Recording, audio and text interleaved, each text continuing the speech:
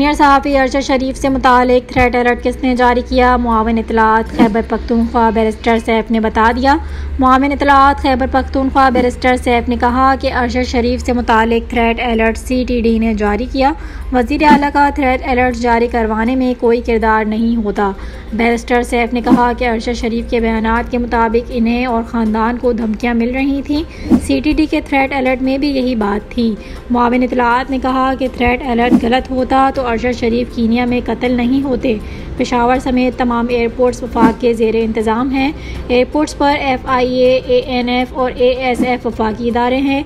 Barrister Saif ने कहा कि अहम शख्सियात सीनियर सहाफ़ियों को रब्ता करने पर प्रोटोकॉल दिया जाता है, इसी तरह अरशद शरीफ को भी प्रोटोकॉल दिया गया।